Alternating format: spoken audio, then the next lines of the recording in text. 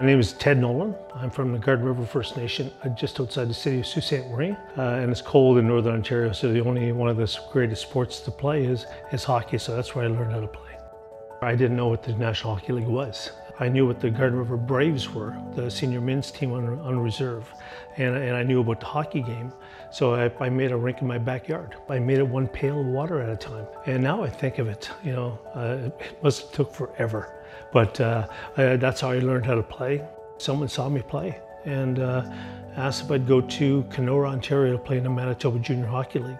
Then it led to playing with the Soo Greyhounds of the Ontario Hockey League, getting drafted into the National Hockey League. So it was a story that's, you never would have predicted it, but I'm sure glad it happened. When I played my first game with the Red Wings, playing in the National Hockey League, we went to Chicago Stadium.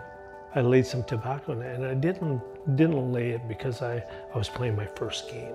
I laid it for all the people who made so much sacrifices in order for me to be where I got to. It's a special feeling when you can lay back and say thank you.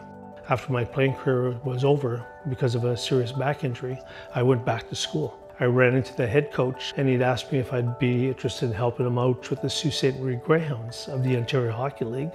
A month later, they let the head coach go, and they asked if I would be interested in taking over. And I was just god-awful as a hockey coach, but I took it personally. They didn't think I was a very good coach, so I studied. I studied Sitting Bull, one of our great leaders, and how he led and how he beat Custer in the big war. Before you knew it, we started winning. We went to 3 straight Memorial Cups with the Sault Ste. Marie Greyhounds of the Ontario Hockey League. I was very fortunate and very lucky to win NHL Coach of the Year in '96, I believe. And then all of a sudden, I couldn't get a job for almost 10 years. Representation really does matter. When I was in Kenora as a 16-year-old, I used to cry myself to sleep. I was bullied at their hockey arena. It was just too much. And I vowed to myself when I became a coach, those are the type of things that I really wanted to inspire to be. I wanted to know the athlete that I cared. Right now I have the best job in the world. I work with my 2 sons. My oldest boy, Brandon, who played with the Carolina Hurricanes for a little bit, and my youngest son, Jordan, played with the LA Kings and won 2 Stanley Cups with them. We created a hockey school, we called it the 3 Nolans. And we go into a lot of remote First Nation communities. The one thing I really wanted to do was not so much talk to them about sports, but education is the key. And the more knowledge you have through education, the better it's going to help you in life.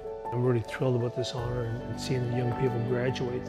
I just turned 67, and before you know it, life passes you so quick. If I had to do it all over again, I'd just do it slower. Really enjoy what you work so hard to do, and don't get too disappointed on failure sometimes, because failure is part of life.